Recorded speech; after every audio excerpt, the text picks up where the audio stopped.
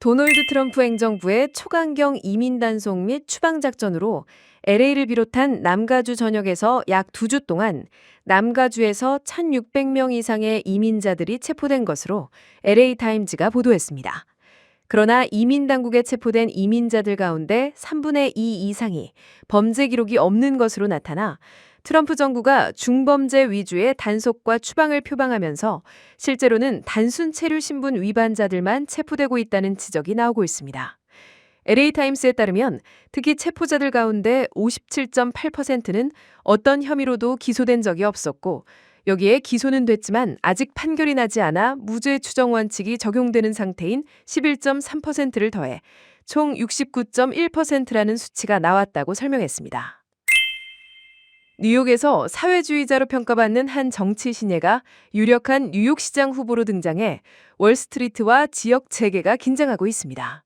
올해 34세의 정치인 조란 맘다니 뉴욕주 하원의원이 뉴욕시장 선거 민주당 후보 경선에서 앤드류 쿠오모 전 뉴욕주지사를 약 10%포인트 격차로 승리했습니다. 맘다니 후보는 주택 임대료 동결, 무상 버스 요금 등의 공약을 바탕으로 일각에서는 기업들의 뉴욕 탈출이 본격화할 수 있다는 우려도 나오고 있습니다. 맘다니 후보가 당선될 경우 뉴욕 내 반유대주의 분위기가 형성될 수 있다는 우려도 나오고 있습니다. 맘다니 후보는 인도계 무슬림으로 아프리카에서 태어나 7살 때 콜롬비아대 교수인 아버지를 따라 미국으로 이주했고 2021년 뉴욕에서 주의원에 당선됐습니다. 올해 1분기 미국 경제가 일시적인 수입 급증 여파로 역성장한 것으로 최종 확인됐습니다. 역성장 폭은 앞선 추계치보다 큰 것으로 나타났습니다. 연방상무부는 1분기 미국의 국내 총생산 증감률이 마이너스 0.5%로 집계됐다고 밝혔습니다. 지난달 발표된 잠정치 대비 0.3%포인트 하향 조정된 수치입니다. 미국 경제가 분기 기준으로 역성장한 것은 지난 2022년 1분기 이후 3년 만입니다. 건강 소식입니다. 흡연이 인지 저하 속도를 최대 85% 빨리 진행시킨다는 연구 결과가 나왔습니다. 유니버시티 컬리지 런던 연구사들이 유럽 14개국 50세 이상 중장년 3만 2천 명의 생활습관 데이터를 분석하고 최장 15년간 추적 관찰 결과 흡연자는 비흡연자에 비해 인지 저하 속도가 최대 85% 빠른 것으로 나타났습니다. 하지만 중요한 예외도 있는 것으로 보고됐습니다. 운동을 하고 사회적으로 활동적이며 적당히 음주를 하는 흡연자들은 훨씬 느린 인지 저하를 보였고 이들의 뇌노화 속도는 비흡연자와 비슷했으며 이는 건강한 생활 습관이 흡연으로 인한 일부 손상을 상쇄할 수 있음을 시사했습니다. 한국 소식입니다.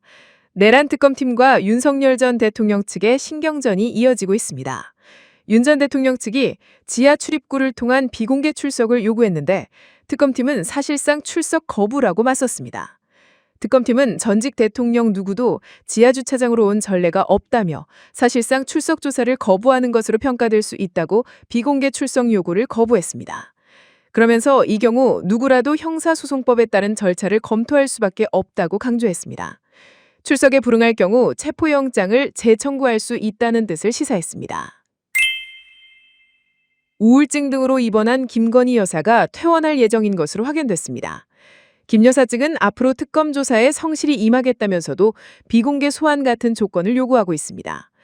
내란 특검이 수사기관 불출석을 이유로 윤석열 전 대통령에 대해 체포영장을 청구하는 모습을 보고 김 여사 역시 특검 소환 조사에 응하기로 결정한 것으로 알려졌습니다. 끝으로 날씨입니다. 남부 캘리포니아 낮은 더운 날씨 보이겠습니다. LA와 오렌지 카운티 지역 낮 최고 기온 81도, 밤 최저 62도 예상됩니다. 벨리와 인랜드 엠파이어 지역 낮 최고 기온 88도, 밤 최저 59도 전망됩니다. 해안가 지역 낮 최고 기온 71도, 밤 최저 61도, 산간 지역은 낮 최고 기온 79도, 밤 최저 46도, 사막 지역은 낮 최고 기온 98도, 밤 최저 66도 예상됩니다. 오늘의 뉴스 읽어드렸습니다. 고맙습니다.